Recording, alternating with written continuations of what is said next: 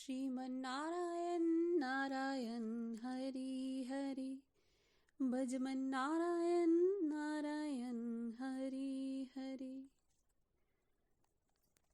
भगवान नारायण की कृपा आप सभी पर बनी रहे। पिछले अध्याय में हम सभी ने वर्णों के उच्चारण स्थान का भली प्रकार से ज्ञान प्राप्त किया था। आज आप सभी को इस विस्तृत ज्ञान रूपी संस्कृत से परिचय कराते हुए इसके संधि विचार जो अध्ययन हेतु अत्यधिक महत्वपूर्ण है, इसका ज्ञान आप सभी के सामने प्रस्तुत कर रही हूँ।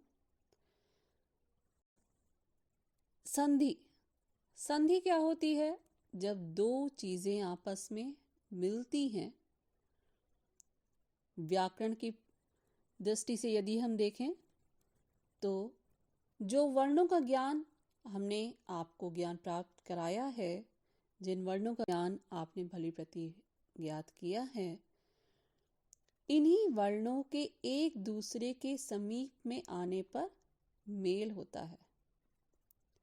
तो निकटतम दो वर्णों के मेल से जो परिवर्तन होता है उसे संधि कहते हैं।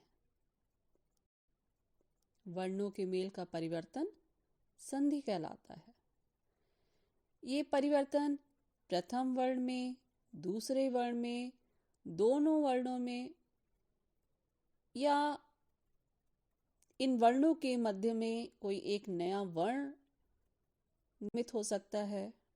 तो इन सभी का मेल संधि रूप में हमारे सामने आता है। जैसे अगर हम वर्ण लेते हैं विद्यालयः, तो इसमें विद्या अलग हो जाएगा और आलयः अलग हो जाएगा। अर्थात विद्या का आ और आलय का आ दोनों मिलकर बड़ा आ हो जाता है। तन को संधि कहा जाता है। अगर हम शब्द लेते हैं हिमालय, तो हिमालय के हिम का आ और आलय का आ, इसमें एक जगह छोटा आ है तो दूसरी जगह बड़ा आ है। इन दोनों का मेल बड़ा आ ही कहलाएगा। और जब इस संधि को तोड़ा जाता है, अर्थात मिले हुए वर्णों को अलग अलग करके लिखा जाता है, तो इसे संधि विच्छेद करना कहते हैं। संधि से होने वाले परिवर्तनों को मनमाने ढंग से नहीं किया जा सकता है। ये सभी परिवर्तन व्याकरण के नियमों के अनुसार ही होते हैं। आगे हम समझते हैं कि संधियां कितने प्रकार की होती हैं। तो संधियां कुल 3 प्रकार की होती हैं। पहली होती है स्वर संधि, दूसरी व्यंजन संधि और तीसरी विसर्ग संधि। संधियों के ये प्रकार वर्णों की निकटता के आधार पर ही किए जा सकते। तो आज हम सीखेंगे स्वर संधि।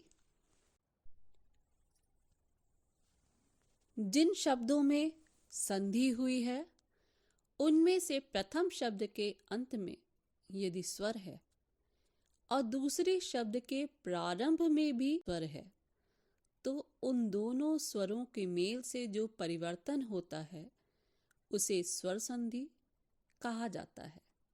जैसे अभी मैंने आपको विद्यालय शब्द का उदाहरण दिया था।